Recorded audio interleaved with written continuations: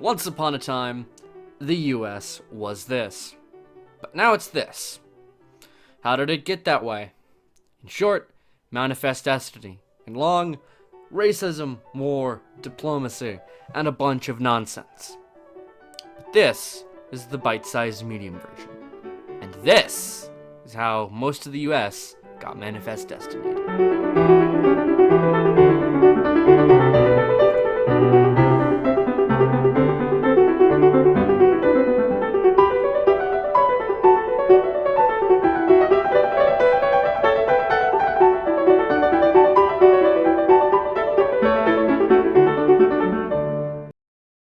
The Louisiana Territory was the nation's first opportunity for expansion to the west of the Mississippi River. Farmers depended on being able to freely move their crops along the Mississippi River, and Louisiana was first claimed by France, then given to Spain. In the 1800s, the French ruler convinced Spain to return Louisiana to France.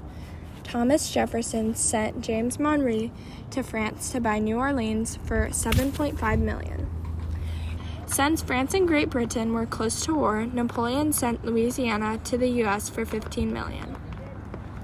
Many people thought it was a bargain because it was double the U.S. size at 2 to 3 cents an acre.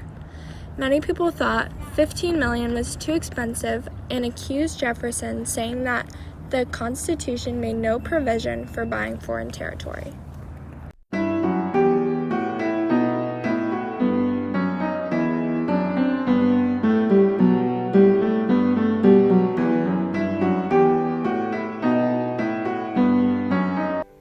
After the purchase of Louisiana, Jefferson set his eyes towards Florida.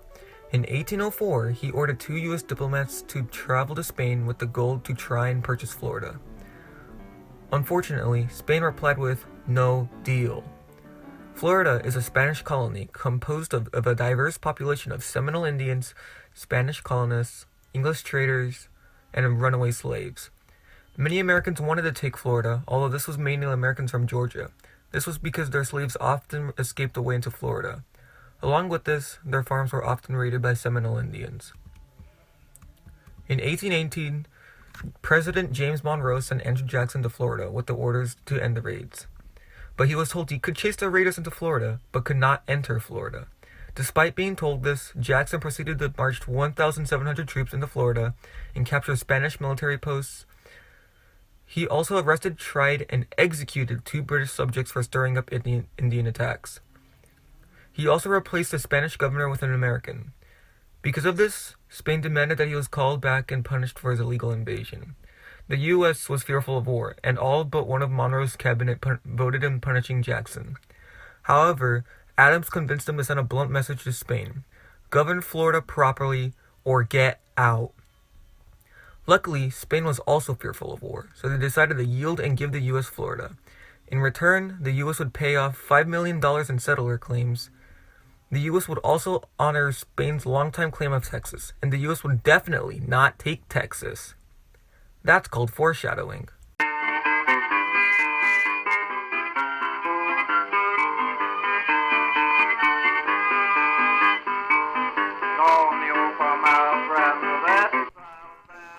Ah, Texas. The land of Dr. Pepper, football, barbecue, and all things American. But it wasn't always this way. It was once just a desert, which it still mostly is, but it was an uninhabited one, instead of a very much habited one. And it was once a desert on the Mexican-American border, and very much owned by Mexico. But it wouldn't be that way for long. In 1827, a bunch of families, about 300, came to Mexico, became Mexican citizens and Roman Catholics as part of their deal, but however, still remained very white, wanted slaves, and mostly spoke English. Something that got on the government's nerves. Through a bunch of shenanigans, these 302 had the government on their nerves and did the thing rowdy Americans do, and revolted. In 1835, Texas did the same thing and killed some people. A guy, dictator of Mexico named Santa Anna, marched north with 6,000 soldiers, rolled over a fort called the Alamo with heavy casualties, got coaxed away from his supply line, and lost, with Texas becoming an independent republic, and then, 10 years later, a state.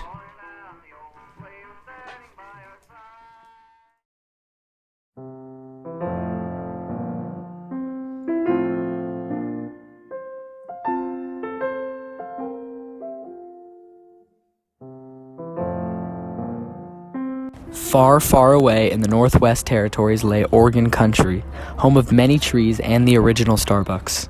Oregon was bounded by Alaska that was originally owned by the Russians, Spanish California, and New Mexico. The United States' claim to Oregon was based on the Lewis and Clark expedition.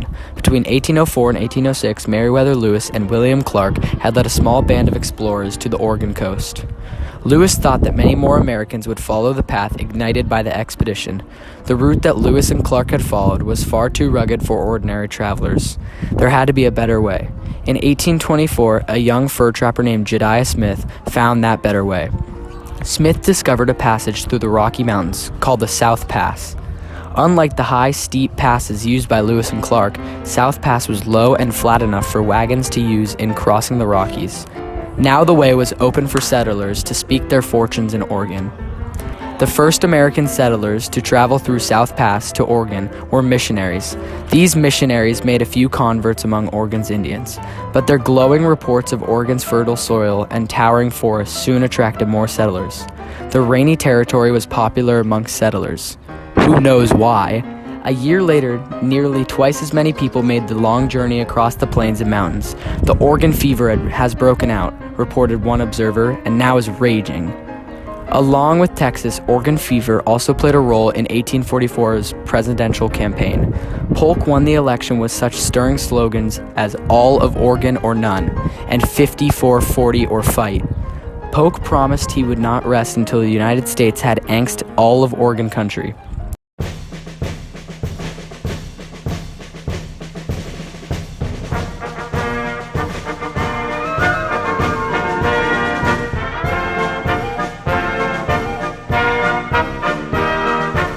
President Polk had a lot of territory for just one president, covering both Texas and Oregon, but he wanted more. President Polk wanted to expand the United States to the maximum extent possible. In the process of Polk's studies, he stumbled upon New Mexico. He noticed that Mexico was hardly settled and was mistreated, so he knew it would be a perfect opportunity for himself to consider his big purchase. But Mexico officials were not interested in seeing Polk's plans. On April 25th, all shambles broke loose. 16 Americans were injured or killed by Mexican soldiers that attacked the United States, but Polk was waiting for this moment. This would be a very helpful excuse for Polk to use to lead the US and Mexico to war. And just like that, war had begun. As the time passed, General Stephen Kearny led the Army of the West out of Kansas. His orders were to occupy New Mexico and then continue west to California. Mexico's hostility had blown away in the wind in front of Kearny's army, and the Americans had won the war.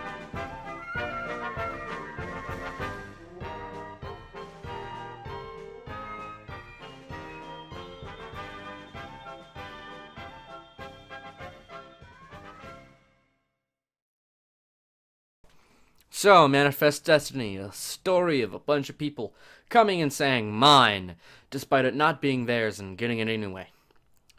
They stole from the Mexicans and Indians, and diplomacy through Oregon, Florida, and Louisiana to create a truly beautiful bundle of states and territories, a union of states, territories, great expanses of glorious land, now filled with one unifying aspect. Just the one unifying aspect. No other thing unites this land now. And that thing is McDonald's.